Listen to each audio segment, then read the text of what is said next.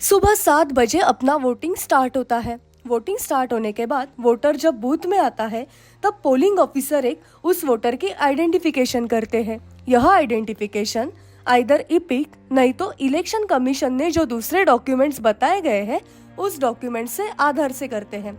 Identification के बाद voter अब पोलिंग ऑफिसर 2 के पास जाता है। पोलिंग ऑफिसर 2 उस वोटर के लेफ्ट फोर फिंगर पर इंक लगाते हैं। आइडेंटिफिकेशन के लिए जो डॉक्यूमेंट्स वोटर ने लाए हैं उसकी एंट्री 17A रजिस्टर में की जाती है। उसके बाद उसका थंब नहीं तो सिग्नेचर लेते हैं और उसके बाद उस वोटर को एक वोटर स्लिप देते हैं। वोटर स्लिप लेकर वोटर अब पोलिंग ऑफिसर 3 के पास जाता है। पोलिंग ऑफिसर 3 वो वोटिंग स्लिप लेते हैं और बैलेट मशीन का बैलेट बटन दबाते हैं। उसके बाद वो वोटर वोटिंग कंपार्टमेंट में जाकर अपने चॉइस के कैंडिडेट को वोट करता है और इसी तरह पूरे दिन वोटिंग प्रोसेस चालू रहती है। जब कोई अंध एवं विकलांग वोटर वोटिंग करने के लिए बूथ में आता है तब पोलिंग ऑफिसर एक उसका आइडेंटिफिकेशन करते हैं।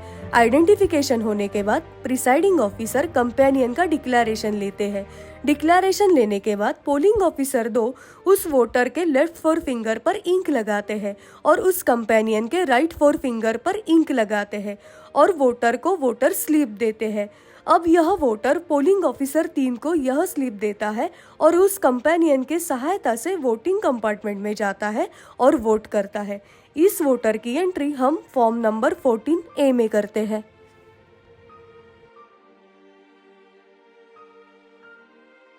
जब वोटर पोलिंग ऑफिसर 1 के पास जाता है तब कोई एजेंट उसके आइडेंटिफिकेशन को चैलेंज करता है। तब चैलेंज लेने वाले एजेंट को और उस वोटर को प्रिसाइडिंग ऑफिसर के पास भेजा जाता है। प्रिसाइडिंग ऑफिसर उस एजेंट से 2 रुपया लेते हैं और उस एजेंट को चैलेंज प्रूफ करने के लिए बोलते हैं। उसके बाद प्रिसाइडिंग ऑफिसर वोटर को इपिक नहीं तो कोई दूसरे डॉक्यूमेंट से अपनी आइडेंटिटी प्रूफ करने के लिए बोलते हैं। अगर वो वोटर जेन्युइन निकलता है तो 2 रुपया जब्त करके उसे वोटिंग करने की अनुमति मिलती है। चैलेंज की गई वोटर की लिस्ट फॉर्म नंबर 14 में करते हैं, पर अगर वो वोटर बोगस निकलता है तो उसको पुलिस के हवाले किया जाता है। जब वोटर पोलिंग ऑफिसर 1 के पास जाता है और अपने वोटर लिस्ट का नाम और नंबर बताता है, जब पोलिंग ऑफिसर 1 उसका नाम और नंबर चेक करता है तब उस वोटर के नाम के आगे डायगोनल मार्क किया हुआ रहता है। इसका मतलब ये है कि उस वोटर के नाम पे किसी और ने पहले से ही वोटिंग किया है।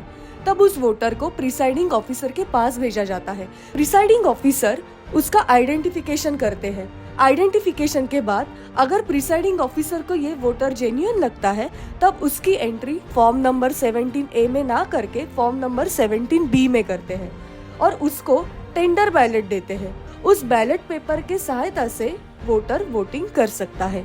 मतलब उसको बीयू के द्वारा वोटिंग करने के लिए नहीं दिया जाता, टेंडर बैलेट से दिया जाता है। कोई भी वोटर जब पोलिंग स्टेशन में आता है तब फर्स्ट वो पोलिंग ऑफिसर नंबर 1 के पास जाता है। वहाँ उसका आइडेंटिफिकेशन होता है। आइडेंटिफिकेशन होने के बाद उसके लेफ्ट फोर फिंगर को इंक लगाई दी जाती है। 17A रजिस्टर में उसका एंट्री होती है, उसका साइन लिया जाता है। उसके बाद 3 नंबर के पास जाने के बाद वो बैलेट बटन दबाता है। कभी कभी क्या होता है कि वोटर कंपार्टमेंट में जाके वोटिंग करता है। वोटिंग करने के बाद वो कंप्लेंट ऐसी करता है कि जिस कैंडिडेट को मैंने वोटिंग की थी वीवीपैट में उसकी स्लिप जनरेट न होते हुए दूसरे कैंडिडेट के स्लिप जनरेट हुए, तब वो प्रिसाइडिंग ऑफिसर के पास जाएगा। प्रिसाइडिंग ऑफिसर उस वोटर से एक डिक्लेरेशन लिख के लेगा। डिक्लेरेशन लेने के बाद फिर से उस वोटर की 17A रजिस्टर में एंट्री की जाएगी और वोटर के साथ प्रिसाइडिंग ऑफिसर और पोलिंग एजेंट कंपार्टमेंट में जाएंगे। 2 बार वो वोटिंग करेगा और उसके बाद सब लोग मिलके देखेंगे कि स्लिप जो है वो सही तरीके से जनरेट होती है नहीं होती है।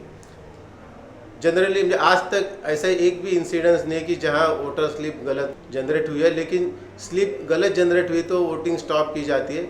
लेकिन स्लिप सही तरीके से जनरेट हुई है तो 17A रजिस्टर के रिमार्क कॉलम में टेस्ट वोटिंग किस कैंडिडेट को दी गई है उस कैंडिडेट का नाम लिखा जाता है।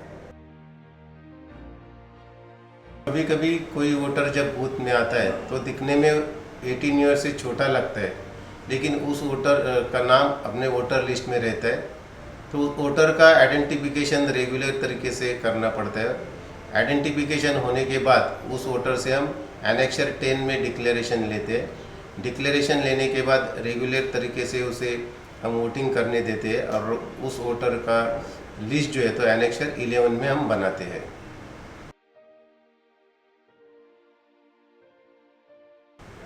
कभी कभी जो स्टाफ इलेक्शन ड्यूटी पे है वो अपने साथ इलेक्शन ड्यूटी सर्टिफिकेट लेके आता है। जब ऐसा कोई स्टाफ अपने बूथ पे इलेक्शन ड्यूटी सर्टिफिकेट मतलब ईडीसी लेके आएगा तो उस स्टाफ का नाम अपने वोटर लिस्ट में नहीं रहता। तो वोटर लिस्ट में जिस वोटर का नाम सबसे लास्ट है, समझो किसी बूथ में 720 वोटर्स है तो 721 नंबर पे उस ईडीसी वाले स्टाफ का नाम हमें हाथ से लिखना पड़ेगा और उस स्टाफ के हाथ में जो ईडीसी सर्टिफिकेट है उस सर्टिफिकेट से पे उसके साइन लेके हमें वो सर्टिफिकेट हमारे पास रखना है। उसके बाद वो सेकंड नंबर ऑफिसर के पास जाएगा। 17A रजिस्टर में उसकी एंट्री करते समय वोटर लिस्ट का जो सीरियल नंबर है उसी जगह उसका सीरियल नंबर, उसका ओरिजिनल वोटर लिस्ट का सीरियल नंबर, उसका पार्ट नंबर और असेंबली नंबर हमें लिखना पड़ेगा। समझो उसका वोटर लिस्ट में सीरियल नंबर 625 है तो 625, पार्ट नंबर 32 और असेंबली नंबर 173, इस तरह से उसका नाम हमें लिखना पड़ेगा। उसके बाद रिमार्क कॉलम में हमें ईडीसी लिखना पड़ेगा। उसके बाद रेगुलर तरीके से वो अपना वोटिंग करेगा। 17C और प्रिसाइडिंग ऑफिसर के डायरी में उसके लिए टोटल वोटर प्लस ईडीसी जिन्होंने ईडीसी दे के वोटिंग किया है उसको प्लस करना पड़ेगा। समझो 720 टोटल वोटर्स है तो 720 + 1 ईडीसी वोटर, टोटल 721 ऐसे हमें लिखना पड़ेगा।